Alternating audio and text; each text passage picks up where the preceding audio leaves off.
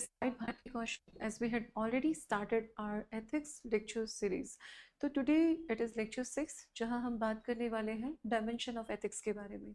C dimension of ethics का क्या मतलब हो गया कि कौन कौन सी ऐसी चीज़ें हैं जो आपके नीति शास्त्र पे काम करेंगी. तो सबसे पहले हमारा आ जाता है जिसे हम बोलते हैं मेटा एथिक्स. ये मेटा वर्ड आपने बहुत ज़्यादा सुना होगा. जैसे मेटा का एग्जैक्टली मतलब क्या होता है, समथिंग बियॉन्ड, है ना. One by one in terminologies को हम समझेंगे. अभी हम थोड़ा वर्बली देख लेते हैं. It has a 4 dimension, second normative and then आपका प्रिस्क्रिप्टिव और उसके बाद आ जाता है आपका अप्लाइड.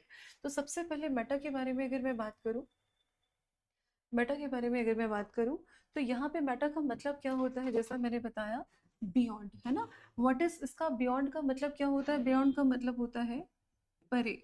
लेकिन परे का एथिक्स में क्या मतलब रहेगा? यहाँ पे हमें समझना होगा कि कोई भी पर्टिकुलर चीज़ जो कि सही और गलत, वो इसके बारे में बात नहीं कर रहा है. वो बात कर रहा है कि वो सही और गलत है क्यों. फॉर एन एग्जाम्पल हम यहाँ पे देखते हैं, इसमें क्या आपके इशू आएंगे कि कोई भी पर्टिकुलर चीज़ होती है ना, वो आपकी यूनिवर्सल लेवल पे हम उसे ऑब्जेक्टिफाई कर देते हैं. जैसे फॉर एन एग्जाम्पल, किसी को झूठ बोलना गलत है ना. किसी को झूठ बोलना गलत है, यूनिवर्सली एक्सेप्टेड है.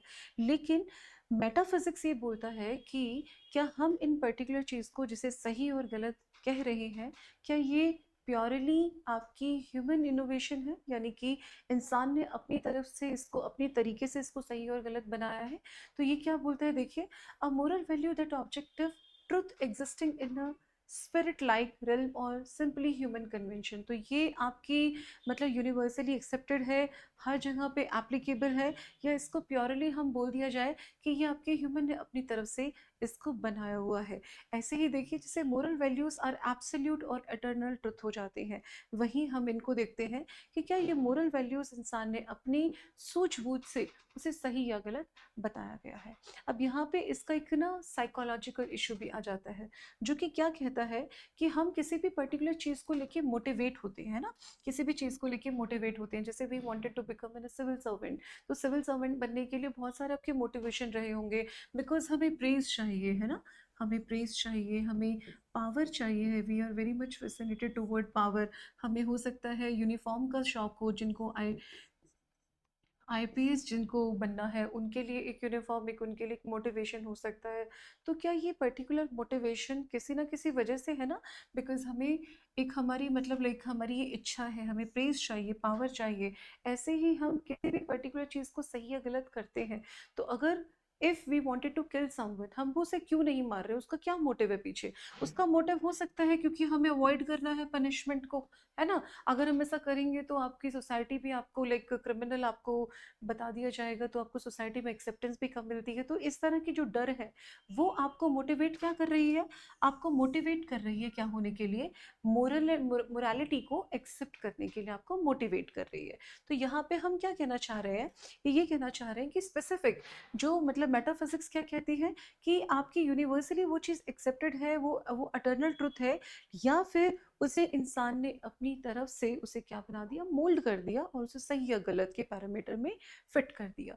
तो देखिए, ये होता है आपका मेटाफिजिक्स. अब जैसे यहाँ पे कोई एग्जाम्पल भी है, देखिए, if there is an objective moral truth that murder is wrong or it is just a social convention. तो यानी कि मर्डर गलत है, ये आपका अटर्नल ट्रुथ हो जाता है, या फिर इंसान ने इसके अंदर मतलब सोशल इनोवेशन ये हुई. ऐसे ही अब हम नेक्स्ट चलते हैं, जहाँ पे हम बात करते हैं डिस्क्रिप्टिव एथिक्स के बारे में. डिस्क्रिप्टिव का मतलब ही क्या होता है, किसी चीज़ के बारे में डिस्क्राइब कर देना, है ना. तो यहाँ पे हम डिस्क्रिप्टिव एथिक्स को दो तरीके से लेके चलते हैं. हम इसे कंपैरेटिव एथिक्स भी देख रहे हैं. कंपैरेटिव एथिक्स क्यों बात कर रहे हैं, क्योंकि हम यहाँ पे सबसे पहले हम किसी सोसाइटी के बारे में, उनकी कोड ऑफ कंडक्ट के बारे में हम उनको समझ रहे हैं, और फिर हम उनको करेंगे, उनकी हम तुलना करेंगे, राइट.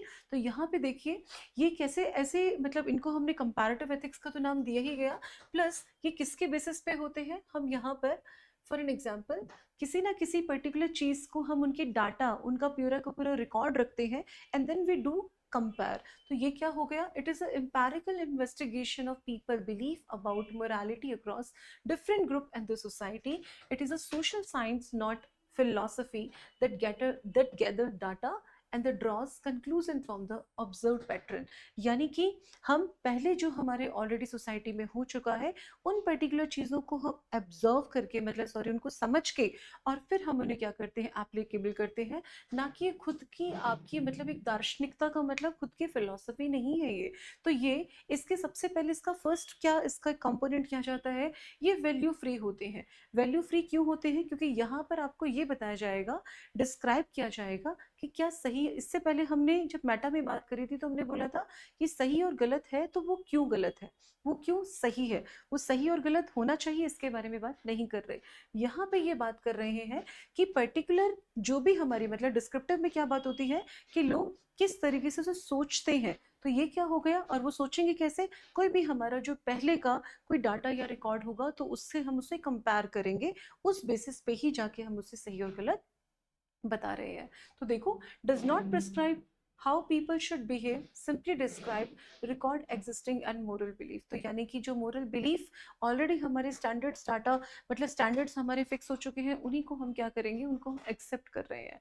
यहाँ पे एक एम्पेरिकल वैल्यूज, एम्पेरिकल का मतलब क्या हो गया, हम इसमें क्या क्या यूज करेंगे, हम पुरानी जितने भी हमारे सर्वे हैं, इंटरव्यू हैं और ऑब्जर्वेशन के बेसिस पे हम क्या करेंगे, उनको हम स्टडी करते हैं और फिर डिसाइड करते हैं उस पर्टिकुलर सोसाइटी की, उस पर्टिकुलर कम्युनिटी का जो भी उनका कल्चर है, और प्लस टाइम के साथ जो जो उसमें बदलाव आते जा रहे हैं। ऐसे ही आ गया आपका कंपैरेटिव। कंपैरेटिव क्यों हो गया ये कंपैरेटिव, क्योंकि अब हमें फॉर एन एग्जांपल मैं अगर आपको, जैसे हमने डिटरमिनेंट के टाइम पे हमने एक चीज पढ़ी थी कि आपका प्लेस, पर्सन और टाइम, है ना। ठीक है, फॉर एन एग्जाम्पल अगर मैं आपको बताऊं कि अगर हम अपने 30 to 40 ईयर्स बैक की बात करें तो उस टाइम पे क्या था, हमारे एनवायरनमेंट को लेके हमारे इतने प्रोटोकॉल्स तो एप्लीकेबल ज़रूर थे लेकिन इतने स्ट्रिक्टली हमें फॉलो करना जैसा नहीं था। तो जैसे फॉर एन एग्जाम्पल आज के टाइम पे आपके इलेक्ट्रिकल व्हीकल्स आ गए हैं, ये हम इनोवेशन क्यों लेकर आए, क्योंकि हमें कार्बन एमिशन कम करना था। उसी को मोटिवेट करने के लिए गवर्नमेंट क्या करती है, आपको सब्सिडी देती है, कस्टमर को भी और जो पर्टिकुलर कंपनी उनको बना रही है उनको भी। तो ये क्या हो गया, ये हमारी पहले जिस पर्टिकुलर नोशन को हम मतलब कि ये हमारे थॉट प्रोसेस में भी नहीं था। उस टाइम पे हम सिर्फ ग्रोथ चाहते थे, तो हमने नई नई मशीन सिस्टम, हमें कार्बन एमिशन से कोई लेना मतलब लेना देना तब भी था लेकिन इतना कंट्रोल नहीं था जिसके ऊपर पेनल्टी लगाई जाए। तो जब वो पेनल्टी नहीं लगाई जा रही थी तो वो इतना हम उसे बिल्कुल नॉर्मलाइज तरीके से यूज कर रहे थे। लेकिन आज के दिन में देखा जाए तो यू मस्ट हैव टू पे अ हैवी पेनल्टी अगर आप वो पर्टिकुलर जो पोल्यूशन जो कंट्रोल बोर्ड होते हैं अगर आप उन नॉर्म्स को फॉलो नहीं कर रहे हैं तो ये हो गई ना आपके लिए पहले के कंपैरिजन में। अब अगर आप उन्हें फॉलो कर रहे हैं तो कंपैरिजन हो गया plus that you need to follow. तो ये क्या हो गया, कंपेयर करेगा moral code across different society, religion and historical periods के बीच में। तो जैसे कि हमने बताया कि मेटा बात करता है कि क्या सही मतलब क्यों सही और गलत है ना। Where meta talks about, meta बात करता है what does even right even mean, सही का मतलब ही क्या है, मतलब आपकी सही की परिभाषा क्या है। वही डिस्क्रिप्टिव बात करता है कि लोग जो सोचते हैं मतलब लोग सही किसे सोचते हैं, लोग किस पर्टिकुलर चीज के लिए अप्रूवल और डिसअप्रूवल देते हैं, वो आपके डाटा के बेस पे देते हैं।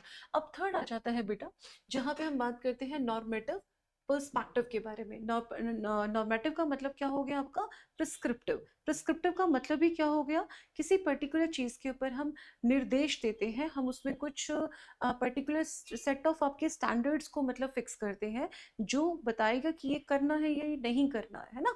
तो ऐसे ही नॉर्मेटिव के बारे में जब हम डिस्कस करें तो ये आपके सीख करता है मोरल स्टैंडर्ड को, मोरल स्टैंडर्ड को, मोरल स्टैंडर्ड को जो कि रेगुलेट करेगा सही और गलत की कंडक्ट को। तो ये आपके लिए एक सही तरीका है, आदर्श तरीका है किसी भी चीज को सही या गलत फिक्स करने का, क्योंकि अब हम क्या करेंगे, हम आपके मोरल स्टैंडर्ड्स को फॉलो करेंगे।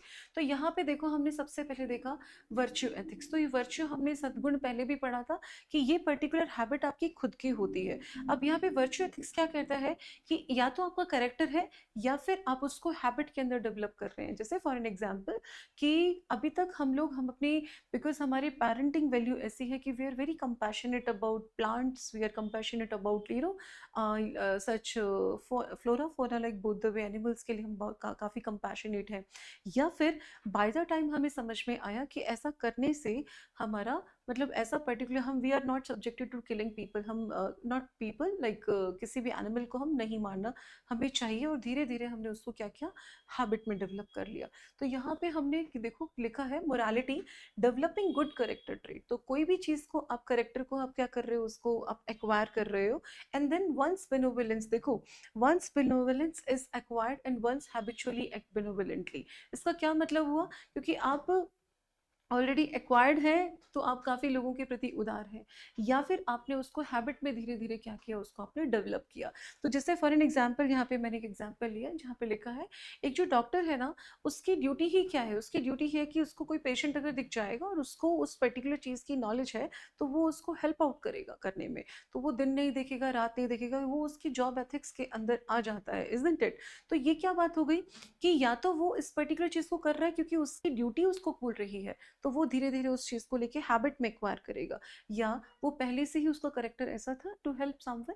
अब उसका डॉक्टर उसका क्योंकि उसका एक ऑक्यूपेशन हो गया तो डेफिनेटली उसकी हेल्थ से रिलेटेड कोई प्रॉब्लम है तो उसको वो हेल्प करेगा, राइट।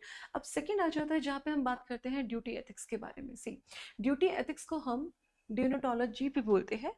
इसका क्या मतलब हो गया, देखिए अब आप पे रूल्स और रेगुलेशन को मतलब ऑब्लिगेट किया जा रहा है कि आपको ये करना ही होगा। तो देखिए जैसे फॉर एन एग्जांपल मोरालिटी क्या बोलती है, मोरालिटी के अंदर हम यहाँ पे मतलब जॉब एथिक्स के बारे में क्या बोलते हैं, वो आपको क्योंकि हम बात कर रहे थे आपके रेगुलेट करेगा, कोई सेट ऑफ स्टैंडर्ड को हम फॉलो कर रहे हैं। तो जैसे यहाँ पे हमने एग्जाम्पल लिया है कि जो हमारे सिविल सर्वेंट हैं उनको ब्राइब लेना नहीं है क्योंकि उनकी जॉब एथिक्स में भी ये चीज़ आ जाती है। तो यहाँ पे जब वो नहीं ले रहे हैं even after knowing the consequences, जैसे कि उनको पता है कि अगर वो किसी भी गलत चीज़ को एक्सेप्ट ना करने की बजाय वो ब्राइब नहीं ले रहे हैं तो उनके साथ पर्सनल लेवल पे कोई परेशानियां आ सकती है। Even after knowing all these result still they are preferring what to not to accept the bribe. तो ये बात क्या हो गई कि हम कुछ फॉलो करते हैं फाउंडेशनल आपकी ड्यूटीज को, या फिर ऑब्लिगेटरी भी हो सकता है कि हमें पता है कि अगर पकड़े गए तो भी मुश्किल हो सकती है। तो हमने क्या किया इस तरह का, मतलब हमारे पास कोई रेड हो या फिर हमें कोई और तरह की पेनल्टी हो, बजाय कि हम किसी और तरह की कंसिक्वेंसेस को हम एक्सेप्ट कर रहे हैं। तो ये क्या हो गया, रिगार्डलेस ऑफ किसी भी तरह की कंसिक्वेंस, तो ये हो गए आपके इनहेरेंटली राइट या रॉन्ग। तो ये यहाँ पे हमने जो एग्जाम्पल दिया आपके लिए क्या हो गया, जॉब एथिक्स में ही आप इसको यह समझ पाएंगे, जहाँ पे हम डियोनोटोलॉजी में भी इसको मतलब ये पर्टिकुलर वर्ड भी डियोनोटोलॉजी भी यही बात करती है ड्यूटी एथिक्स के बारे में। अब थर्ड आ गया जिसको हम बोलते हैं कंसिक्वेंशियलिज्म। अब ये क्या होता है, किसी पर्टिकुलर चीज का परिणाम। अब परिणाम किसका, आपके मोरल सेट ऑफ स्टैंडर्ड को हमें रेगुलेट करना है। तो ये कहाँ से समझ, तो इसे आप कैसे समझेंगे, जैसे हमने यहाँ पे एग्जाम्पल लिया है कि जब लॉकडाउन के टाइम पे क्या हुआ था, आप सबको घर में रहने के लिए मतलब ये ऑब्लिगेटरी था कि आपको रहना होगा। क्यों, क्योंकि आपका जितना कम से कम लोगों से कांटेक्ट होगा आपको वो बीमारी होने के चांसेस कम थे। तो यहाँ पे हमारा मोरल कोर्स क्या था, to help people so that they will survive, right.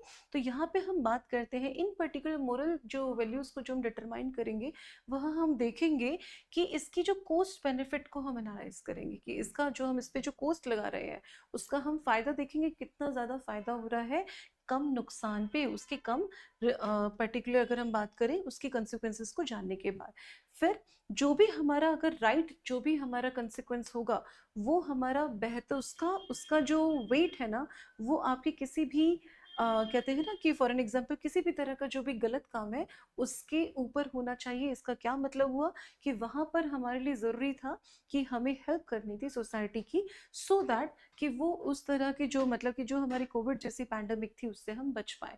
तो हमारे लिए वहां पर आपकी पर्सनल जो हमारी लिबर्टी थी उसको मतलब जब्त कर लेने का जो अधिकार गवर्नमेंट ने किया वो कंपैरेटिवली जो मतलब कंसिक्वेंशियलिज्म के अकॉर्डिंग वो बिल्कुल सही एक्शन लिया गया। ठीक है, तो ये हो गया हमारा आपका क्या कहते हैं नॉर्मेटिव यानी प्रिस्क्रिप्टिव एथिक्स के बारे में। तो यानी कि ये हमारे जब हमने बोला वर्च्यू वर्च्यू जो हमें एक्वायर करना है या फिर वो हैबिचुअल भी हो सकता है मतलब ऑलरेडी इनबिल्ट करेक्टर भी हो सकता है। डियोनोटोलॉजी के अंदर हमने देखा कि कोई भी पर्टिकुलर जो जॉब एथिक्स के बारे में पता है कि हमें even after knowing the consequences हम आपके राइट चीज को ही क्योंकि वो आपके लिए रूल्स भी हैं वो आपको ऑब्लिगेट आपको करना भी होगा काइंड ऑफ ये फोर्सफुली भी होंगे क्योंकि अगर वो आप पकड़े गए तो फिर वो और तरह के मतलब पनिशमेंट मतलब हमें मिल सकती है। यहीं पर हमने कंसिक्वेंशलिज्म के बारे में क्या समझा, हम लोग है ना आउटकम और रिजल्ट के ऊपर डिपेंड करता है, क्योंकि यहाँ पे हमें मास गुड चाहिए ताकि वो कुछ गलत में हम ज़्यादा बेहतर को चूज करेंगे। ठीक है, अब नेक्स्ट आ जाता है आपका अप्लाइड एथिक्स। अब अप्लाइड एथिक्स वही है जो भी अभी तक हम जो सीख रहे हैं, अब उसे हम अपने रियल लाइफ के अंदर क्या करेंगे, उसको एप्लीकेबल करेंगे। तो दिस इज व्हाट, ये आपकी एक ऐसी प्रैक्टिकल ब्रांच हो गई जहाँ पे हम डिस्कस करते हैं जितनी भी आपकी एथिकल थ्योरी है उसको मोरली करेक्ट, जो भी हमारे एथिकल थ्योरी को जिसको हमने मोरली उस मतलब एक्ट मतलब जो भी हमारे कोर्स ऑफ एक्शंस को एक्सेप्ट किया है, अब उन्हें आप रियल वर्ल्ड और प्रैक्टिस के अंदर इन्वॉल्व करेंगे, जिससे आप सही तरह के डिसीजन ले पाए। और वो भी कहाँ पर स्पेसिफिकली आपके कहाँ, जब हम गवर्नेंस के बारे में बात करते हैं, जब हम आपके एज अ सिविल सर्वेंट हमें ये इन पर्टिकुलर मतलब एथिक्स को, इस अप्लाइड एथिक्स को हमने समझना होगा। तो यहाँ पे आई हैव टेकन सब एग्जाम्पल, जैसे हम बायोथिक्स के बारे में बात करें तो बायोथिक्स क्या बोलती है, बायोथिक्स में हम क्या करते थे, जैसे यहाँ पे हमने एक एग्जांपल दी कि gene editing of embryos ethical. Initially क्या हुआ था, इनिशियली हमने इस तरह के जो मतलब जीन एडिटिंग का जो हमने काम किया था वो क्यों किया था, क्योंकि हम जितने भी आपके जेनेटिक बेसिस स्पेसिफिक हमारी जो डिजीज थी उसमें हम क्या कर रहे थे, आने वाले जो हमारी पीढ़ी है ना उसके जीन्स पे हम एडिटिंग कर रहे थे, ताकि जैसे आपकी कलर ब्लाइंडनेस इस तरह की जो चीज़ें हैं वो आपके आगे फर्दर कैरी आउट ना हो सके। तो यहाँ पे हमारा मोरल गुड तो ये था, लेकिन अगर वही हम इसे बायोएथिक्स के अंदर अगर हम इसे डिजाइनर बेबी वाले पर्सपेक्टिव से, जहाँ पे हम उस बेबी की शक्ल सूरत अपने हिसाब से फिक्स कर सकते हैं, वो आपके मतलब उसकी फैमिली बिलोंगिंगनेस जो धीरे धीरे खत्म हो जाएगी। क्योंकि क्या है ना, एक बार जब हम उस पर्टिकुलर चीज़ को चेंज कर देते हैं, जब जीन्स में ही हम एडिट कर देते हैं, तो उसको रिवर्स करने का सिस्टम मतलब बहुत ही कॉम्प्लेक्स हो जाएगा। तो इसीलिए बायोथिक्स क्या कहता है, जहाँ पे हम उसे मेडिकल किसी को हेल्प आउट करने के लिए, जहाँ डिजीज की बात कर रहे हैं वहाँ तो this is morally good, right. वहीं अगर हम डिजाइनर बेबी की बात करें तो वो चीज़ हमारे लिए क्या हो जाएगी, गलत। मतलब प्रैक्टिकल बेसिस पे अगर हम सिर्फ मेडिकल फील्ड की बात करें तो ये उस चीज़ में क्या हो जाएगा, हमारे लिए गलत हो जाएगा, है ना। वही देखो, यूथेनेशिया जो हमारी एक मेडिसिन है जिसको हम लोग तब प्रोवाइड करते हैं जब कोई भी पर्टिकुलर हमारी डिजीज के दौरान कोई हमारा पेशेंट होता है, उससे कोई काफ़ी पेन हो रहा हो, तो उस दर्द से निजात दिलाने के लिए, जबकि इवन आफ्टर नोइंग दिस कि वो कुछ टाइम के बाद नहीं रहेंगे, तो हम ये जो मेडिसिन उसको दर्द में तो हेल्प कर देती है, लेकिन बहुत जल्दी ही उसके लिए मतलब डेथ का भी रीज़न बन सकती है। तो ये आपके मेडिकल एथिक्स की बात करता है कि ऐसा थोड़ी ना है कि अगर उस पर्टिकुलर पेशेंट को 1 साल भर की एक हम प्रोबेबिलिटी लेके चल रहे हैं तो हम पहले ही उसको इस तरह की मेडिसिन दे दें, तो ये मेडिकल एथिक्स को क्या करेगा, मतलब सही और गलत को हम प्रैक्टिकली उसे एप्लीकेबल करेंगे। वही हमारा एक लीगल एथिक्स क्या आ गया, जैसे even we are knowing it कि सामने वाले ने क्या किया है, सामने वाला गिल्ट में है, सामने वाले ने कोई गलती करी है, लेकिन जो भी उसका उसका जो क्लाइंट होगा, मतलब सॉरी जो उसका लॉयर होगा, उसकी ये ड्यूटी बनती है उसको डिफेंड करने की। वो कोशिश करेगा कि वो सारे के सारे वो विटनेसेस या फिर आपके जो भी उसके पास पर्टिकुलर ऐसे डॉक्यूमेंट्स जो उसको ये वेरीफाई कर पाए कि वो गिल्टी में नहीं है। ये उसकी जॉब एथिक्स का भी पार्ट है। पर अगर वो कोई भी ऐसे फॉर्ज मतलब डॉक्यूमेंटेशन वगैरह प्रोवाइड करता है, तो इवन मतलब उनको कहते हैं ना कि अगर आपने मूवीज़ वगैरह में देखा होगा कि आपने सरकार का मतलब कि अपने अदालत का समय तो खराब किया ही, और ये करने के साथ साथ आपने उनको गुमराह भी किया, तो आपको अलग तरीके से पेनल्टाइज किया जाएगा, तो that is a different thing. लेकिन यहाँ पे उसको प्रोटेक्ट करना उसकी ड्यूटी है। अब ऐसे ही देखिए, आपके बिजनेस एथिक्स में क्या होता है ना, जैसे sweat shop labour of a profit, हम कई बार क्या करते हैं, ज़्यादा प्रॉफिट के चक्कर में जो हमारे वहाँ हमारे जो लोग होते हैं, जो हमारे अंडर काम कर रहे होते हैं, हम उनसे काफ़ी घंटे काम करा रहे हैं। अब अगर एथिकल ग्राउंड पे देखा जाए तो इसके दो डायमेंशंस निकल कर आते हैं। अगर हम उनसे बहुत घंटों तक काम कर एक्स्ट्रा मतलब आवर्स काम करा रहे हैं, लेकिन हम उनको एक्स्ट्रा वेजेस नहीं दे रहे, तो ये हो गया काइंड ऑफ उनका एक्सप्लॉयटेशन।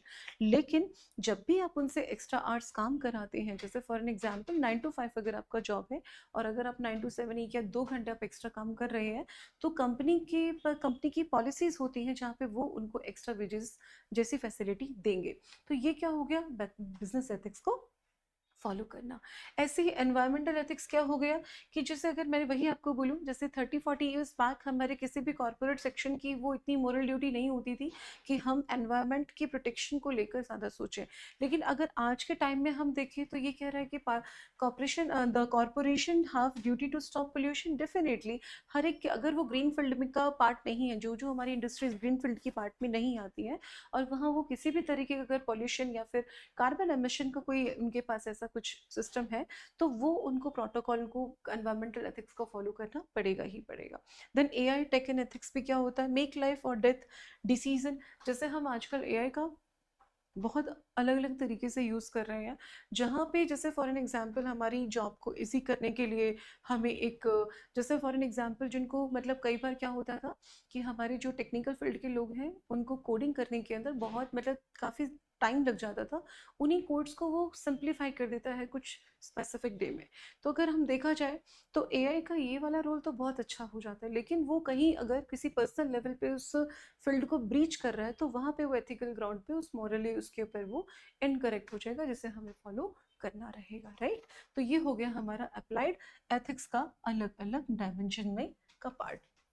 अब यहाँ हम समझते हैं, एक बार हम इसे थोड़ा क्विकली देख लेते हैं। डायमेंशन देखो, हमने देखा मेटा एथिक्स का, जहाँ पे हमें जानना था कि राइट का सही मतलब ही क्या है ना। तो यहाँ पे देखा meaning and nature of moral term, यानी मीनिंग ऑफ नेचर वही, जैसे मैंने आपको बोला कि सच सच मतलब किसी को मारना जो है वो गलत है। अगर अब ये हमारा खुद का मतलब एटर्नल ट्रुथ था, या फिर उसको हम क्या बोलते हैं कि एटर्नल ट्रुथ है, या फिर उसको हम लोगों ने की हमारी ह्यूमन इन्वेंशन हो गई।